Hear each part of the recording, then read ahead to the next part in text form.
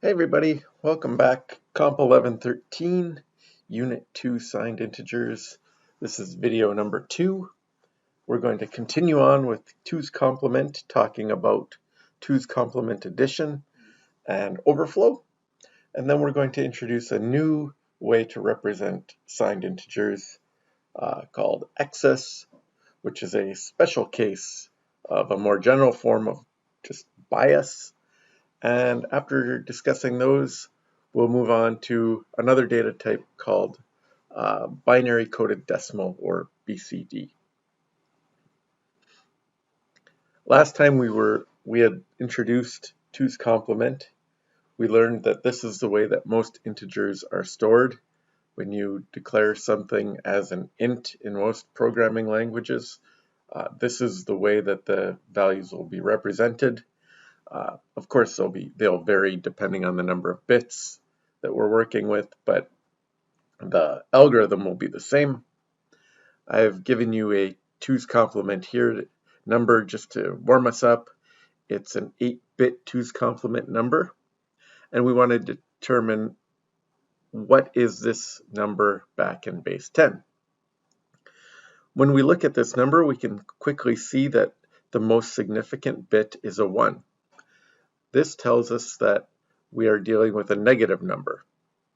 So to convert a negative 2's complement number back to base 10, we simply have to flip all the bits and then add 1. That's also the same algorithm for converting 2's complement. So it's really convenient that way. We just have to remember to keep track of that this one is a negative number, so don't forget to put the sign at the end. So we'll take this, I'll write down the sign right away to make sure we don't forget. And now the algorithm is flip all the bits. So complement all the bits. 1's become 0's, 0's become 1's. Add 1 to it. And now convert this number back to base 10. We have a 1 plus a 2, no 4's, no 8's, no 16's, a 32 and a 64. So 64 plus 32 plus 2 plus 1 gives us 99. This is then negative 99. So the conversion isn't too bad. If we want to go the other way, and you want to convert negative 42 to an 8-bit 2's complement number, the first step is to first figure out what 42 is in binary. And because this is a negative number, we will flip all the bits and then add 1. So complement them all, and then add 1 to it. And then this is our final answer in 2's complement. The only thing we have to watch out for is after we've done the conversion, we should make sure that, yes, the first bit is a 1. If it isn't, something went wrong. Maybe we went outside of the range of what could be stored on 8 bits. So that's a quick way to check, is to, when you're finished, look at your sign bit, or the bit that tells you what the sign is. And if it still holds, then you probably didn't make a mistake.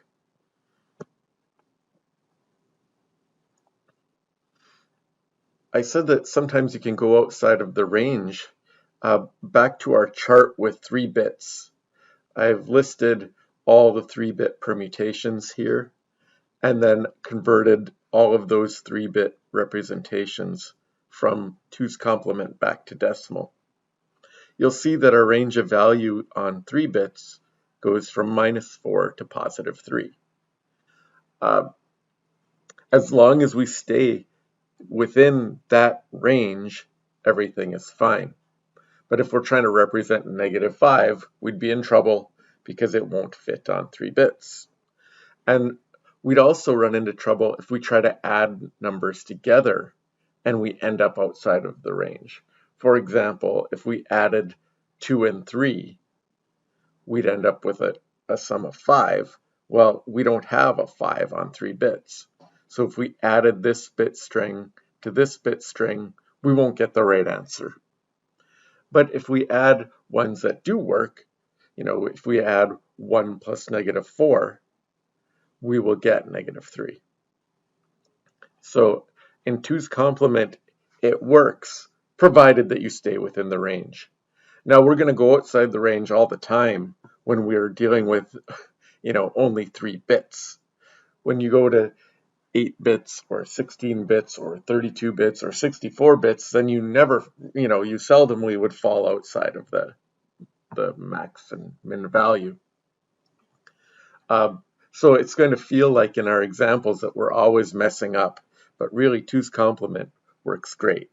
It's just going to fail on us sometimes in our examples because we're using so few bits.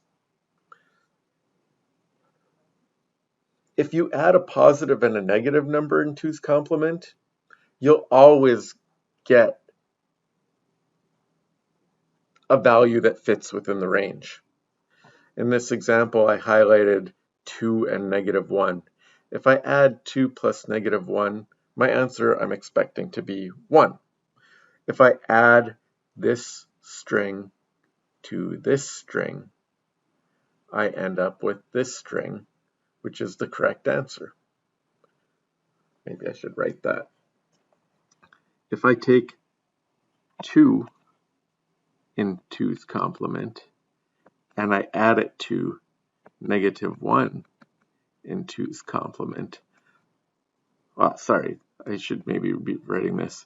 If I go 2 in base 10 to -1 in base 10, I'm expecting my answer to be 1 in base 10. If we do it in the 2's complement codes, the number 2 is 0, 1, 0. And the number -1 is 1, 1, 1. And when we add those together, we'll get 1, 0, carry the 1, 0, carry the 1. And the cool thing here is that this is the answer. 0, 0, 1 is 1. Now, some of you are probably looking at this going, oh, but there's that extra bit. I bet we have an overflow problem. What we do is we just ignore that extra bit. That last carry out is just sitting in some memory register somewhere, and we just ignore it. All we have to do is look at our sum, and the sum works, even though it looks like we have that extra bit. It's really neat that it works.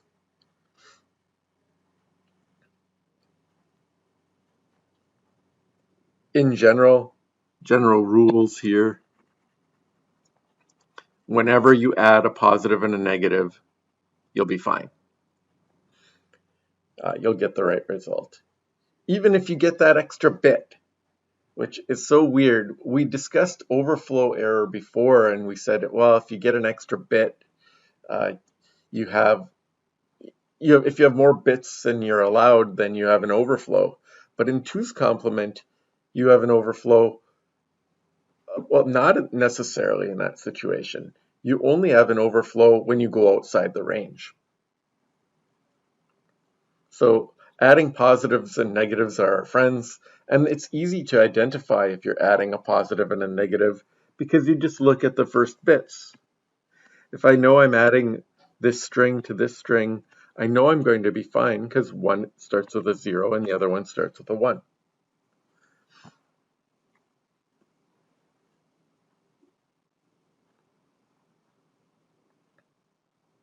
If we tried to add -4 and -3, however, we will get into trouble. We know that the answer is -7, and if you look at our list, we don't have a -7 as a possibility. It's outside of the range. So in that case, we will have an overflow error. If we take our -4 plus -3 in base 10, we're expecting that to be -7. If we do it with their 2's complement codes, 1002C, 101 in 2's complement, and we add them, we'll get 1, 0, and then 0 carry a 1. So we end up with an answer of positive 1. -4 plus -3 equals positive 1. That's an overflow error. Well, figure out how do we know when it's going to go wrong? Well, as humans, a good way to check is if we know that if you add a negative number and a negative number, you better get a negative number at the end, and we didn't. We ended up with a positive. Again, ignore that extra bit. Ignore that last carry out. We're only caring about the 3 bits that were allowed.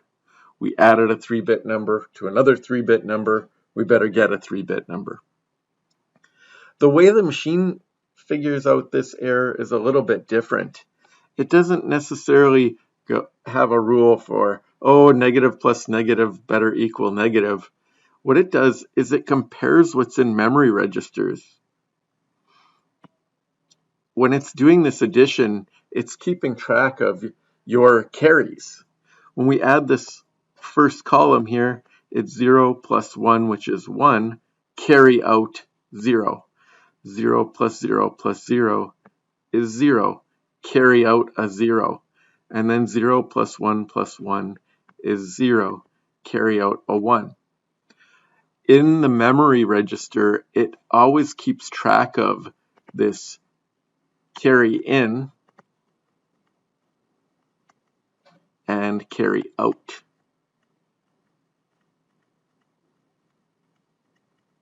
And the way a machine checks for errors is it just compares these 2 bits. If the carry in and carry out don't match each other, well, then we have overflow. For us, as humans, it might feel more natural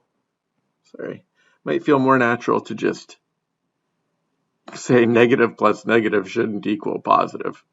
But that's the way the machine does it. It compares the most significant, it's only the last addition. On the most significant bit, does the carry in match the carry out? If they don't, overflow.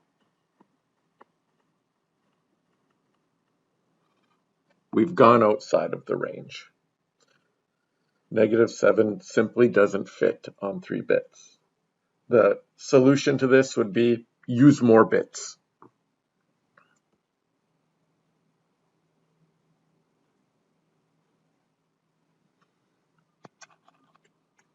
Let's get rid of my scribbling here.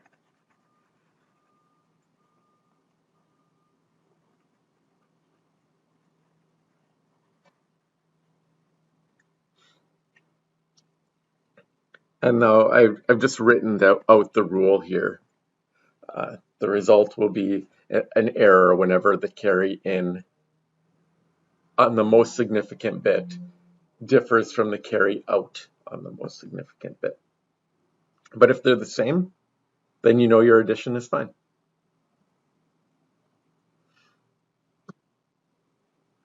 Here's our -4 plus -3 example. You can't see the chart anymore, but from -4 is 100 in 2's complement, and -3 is 101 is 2's complement. When we do that addition,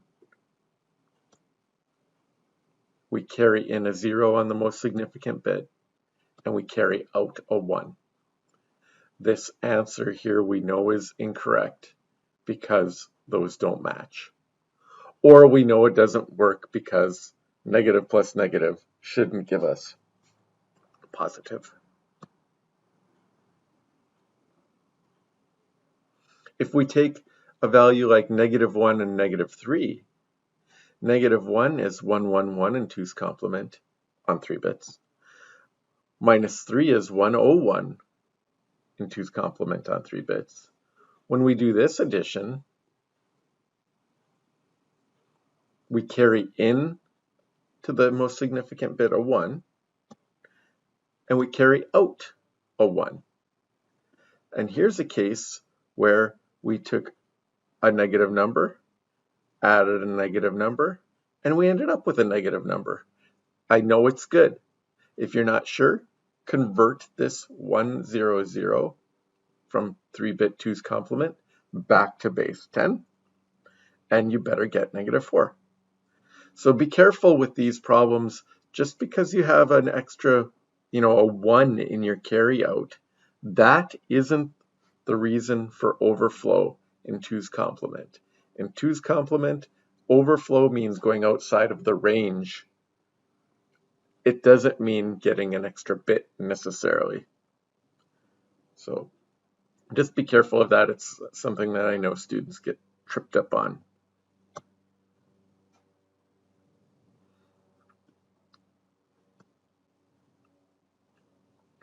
And here's me just repeating that. 2's complement is great. It is the standard. It's how integers are stored. However, it's not the only way we can store integers. We already saw we had sign magnitude, and we saw that we had 1's complement. But with those, we saw there were drawbacks. So they aren't typically used very often. We use them to develop 2's complement, really. But there are situations where 2's complement isn't ideal. When you look at the chart here, you'll notice that the values aren't in order. So if you have a situation where you want to increment, then 2's complement isn't necessarily the best data type. And a place where we increment a lot is when we're talking about scientific notation. If you have 2 scientific notation numbers, you have an exponent for the first number and an exponent for the second number, and you want to add the 2 numbers together, the first thing you do is adjust one of the exponents so that it matches the other one. And you do that by incrementing it until you match the 2 together. So incrementing is not easy in 2's complement. Like if I want to go from 1 to 2, that's fine. 1 bigger than 1 is 2, and 1 bigger than 3 or 2 is 3. But then 1 bigger than this code is -4.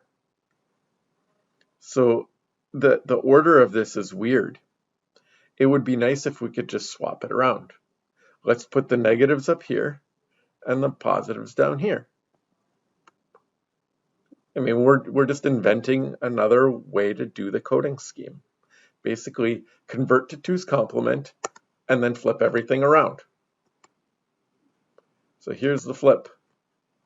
Took me a while to get that to animate nicely. Do it a couple times. So now we have the values in order. If I have an exponent of -3 and I need to get to +1, I can just increment along and get there, which means just keep adding 1 to my binary string until I get there. So incrementing is really nice in this new switched around data type. We're going to call this thing excess 2 to the n-1, where n is the number of bits. So in this case, because we're dealing with 3 bits, this will be 2 raised to the 3 minus 1, or 2 to the 2. We'll call this arrangement excess 4.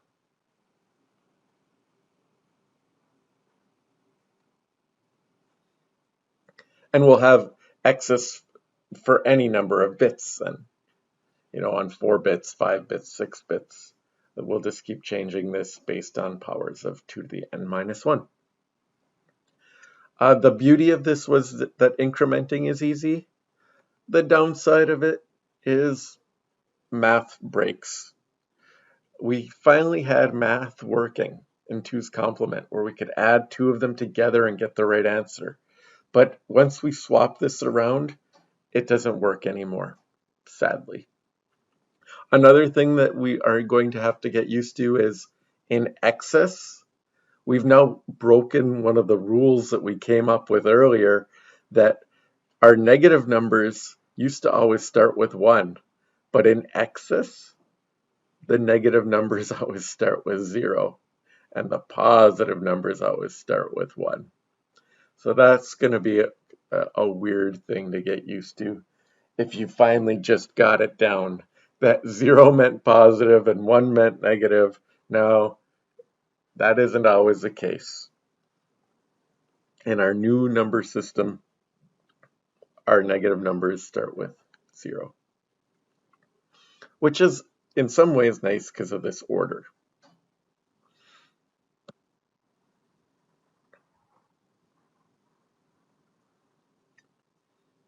So we've broken 2's complement, but we've gained the values being in order.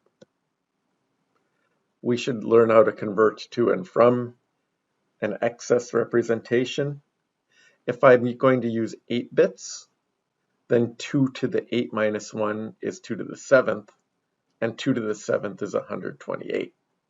So we'll call this excess 128 when we're talking about 8 bits.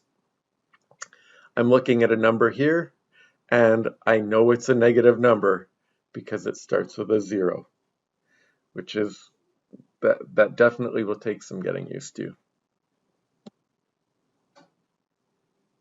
Write down the minus sign.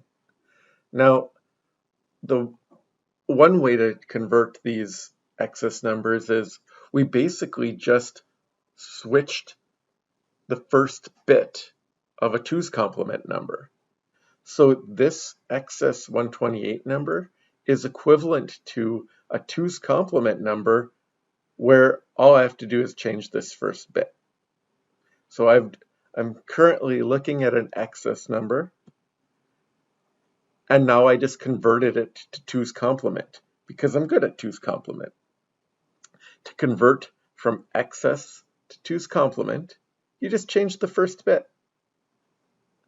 And now we already have our algorithm for converting a 2's complement. How do we do that? We simply first recognize it's negative. Once we know that, after we've written down the minus sign, we now flip all our bits and add 1. And now convert this thing back to base 10. It's a 1 plus a 2 plus a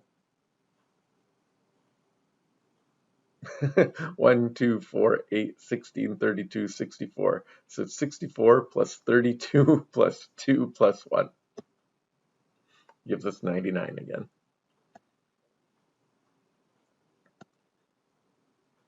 So the conversion isn't too bad. You can always just convert any excess number to 2's complement and then use your 2's complement conversion. So if you already know how to convert 2's complement, you're great. All you do is flip that first bit and from excess, and by first I mean most significant, and then convert your 2's complement number. Excess is a special case of a bias. You'll notice that we basically just shifted everything. If you look at the number 0 here, or the 3 bits 0, 0, 0 is negative 4. So when you see the number 0, 0, 0, you normally expect that to be 0. But it's actually off by 4, right? It's negative 4 now. So if we have the binary string, we could just subtract the excess to figure out what the decimal value is. An example here, 111 is the number 7. If I subtract the excess of 4, I get 3. So I don't even have to go through 2's complement. In base 10, it's pretty easy. You just subtract the excess from the binary expansion. To go the other way, if I have the number negative 4 and I want to know what is that in excess 4? I simply add 4 to it and then convert to binary. The number minus 3, add 4 to it and you get the number 1, and then convert 1 to binary. So that isn't how a machine would do it. The machine would probably go through 2's complement just because they're experts at that 2's complement algorithm is fundamental to them. But for us, as a as a base 10 creature, I think it's probably easier for us to just manipulate whatever the excess is. We either add or subtract depending on which direction we're going. If we have base 10 and we want to know what the bias or excess is, we simply add that amount. 3 plus 4 is 7, and then convert 7 to binary. We don't have to use powers of 2 to the n minus 1. We could have this number be anything. I could have excess 9 or excess 27 and basically just add or subtract 27 from each of these numbers. Now that would be weird because it would start to go maybe outside of the range of the number of bits we have. So maybe we can't do anything, but we could shift these by 3 or 2 or 5 or something. The really weird part about shifting it too much, though, is that we would start to lose track of what's positive and what's negative. We'd start to break that. So I don't recommend biasing by too much. We can shift by 2 to the n minus 1. We could also shift by 2 to the n minus 1 minus 1. We could shift by 3. All it would do is it would change where the 0 was. And at least that way we would still keep our positives and negatives in check. So a common bias on 3 bits would be bias 3. But bias is just the more general term, and excess is a term that we'll always use for 2 to the n minus 1.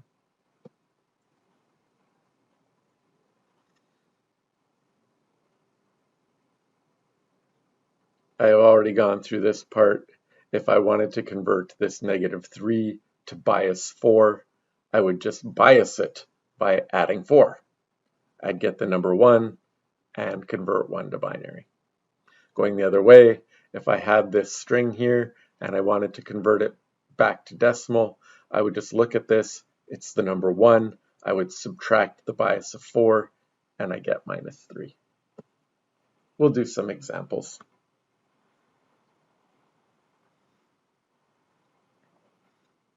Here's an excess 128 number. If we want to go back to, or if we want to convert this thing to its 8-bit rep, what we can do is, previously what we would have done was convert this thing to 2's complement and then flip the first bit. But a faster way for most of us will be simply add whatever the excess or bias is to the number. In this case, on 8 bits, I'd be adding 128. So 128 plus 42 is 86. And now convert 86 to binary. That's it. We're done. We've converted negative 42 to excess 128, which is also bias 128. And if you're Googling around, these terms are maybe not standard. I think people are still kind of using them interchangeably, perhaps, for everything. But I've specified that excess always means this format, where bias is the more general. The way we would have done it previously, we would have taken negative 42, figured out its 2's complement, and then flipped the first bit. but working in decimal is actually easier, I think. If you want to convert the number 42 to 8-bit 128, add 128 to 42, you get 170, convert 170 to 8-bit binary, and boom, you're done.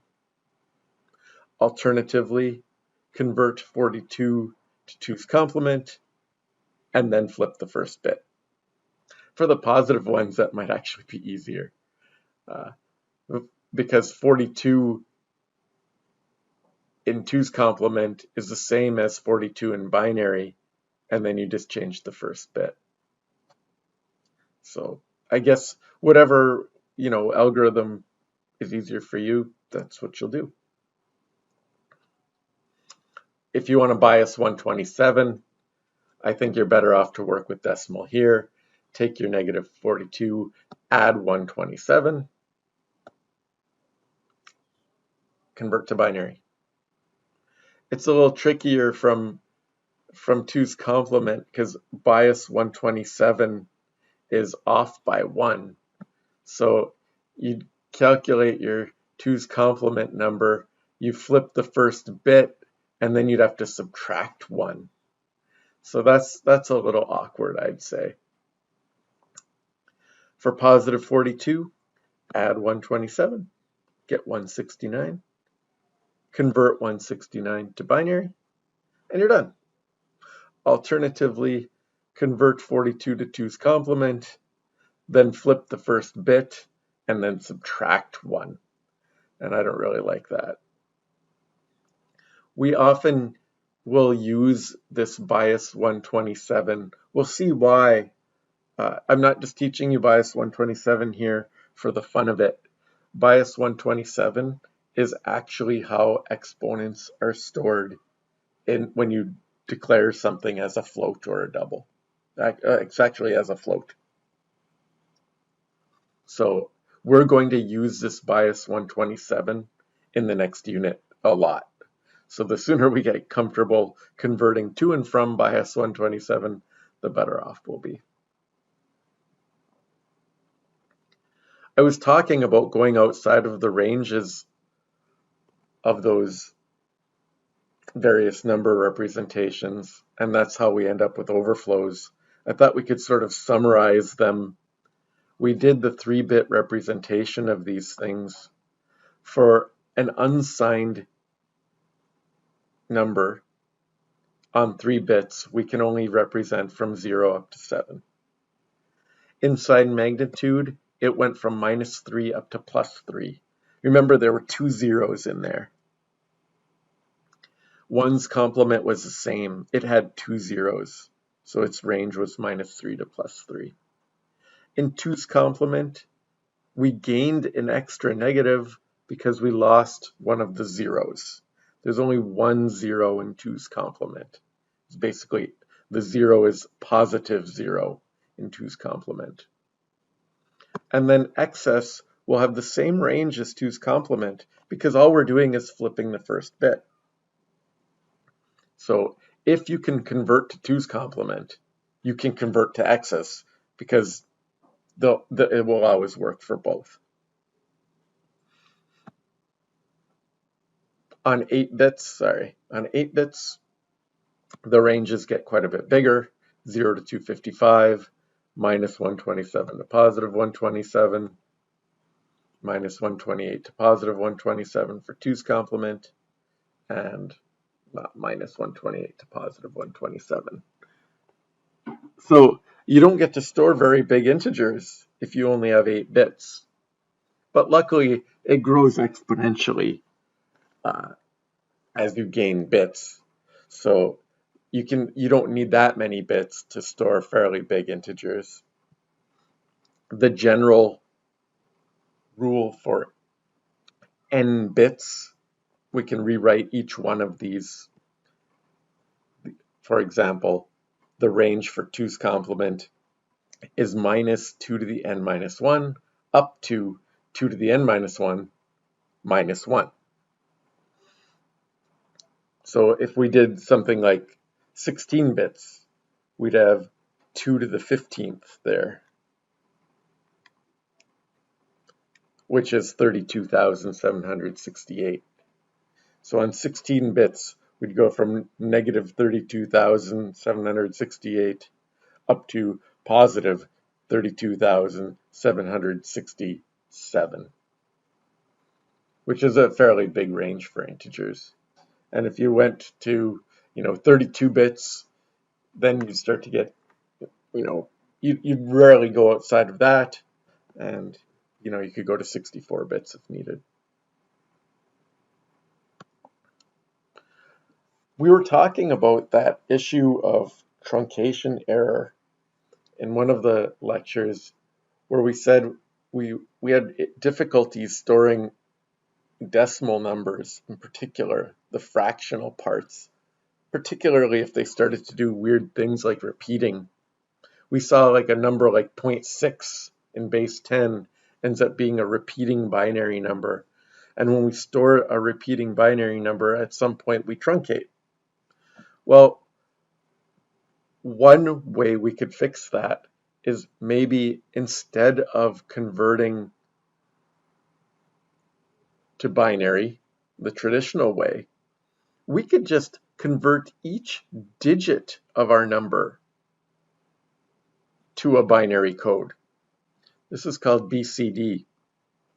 Instead of converting 79 to binary, another alternative would be just convert 9 to binary and convert the 7 to binary and store that. And that way, I never will have any problems with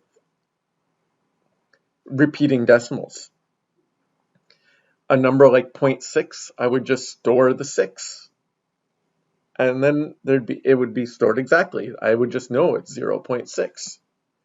So I converted the number 9 to binary on 4 bits. And I converted the number 7 to binary on 4 bits.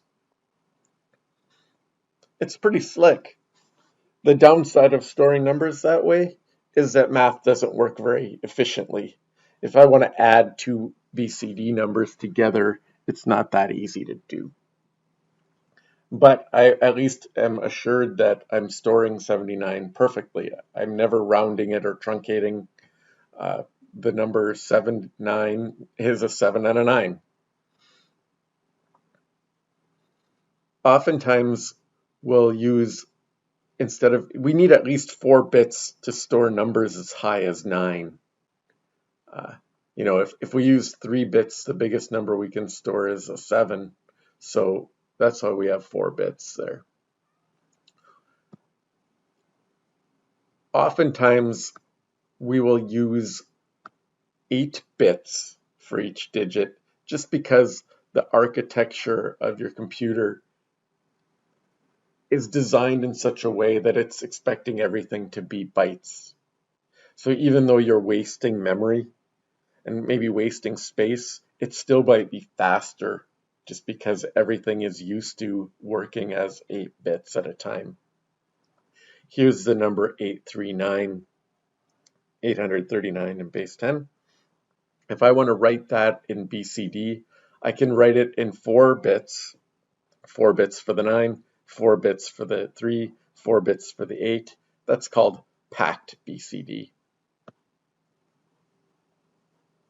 So here's the 9, here's the 3, and here's the 8. If I want to do it as a byte per digit, it will be unpacked BCD. It'll be quite a bit longer, but it might be faster to work with. Here's 8 bits for the number 9, 8 bits for the number 3, 8 bits for the number 8, and 8 bits for some leading value. I think in the question here I said something about 4 decimal digits, even though only 3 were given. We won't bother with operations in BCD in this course. We could, but I think we've spent a lot of time with operations in different bases and operations in 2's complement. So I think I'm going to just introduce binary coded decimal to you guys. You say you've seen it. It's one way to store things exactly, just digit by digit. You could have it a dynamic array. So if the thing has a decimal, it's 839.6243879426. You could just have a dynamic array, and you're just keep adding, these binary strings for each digit when you do your conversion. That's it for unit number 2. The next unit we'll talk about will be, we'll start talking about floating point. Although we have talked about it already, we will continue on with that topic. So I will see you next time. Hope you all have a good one.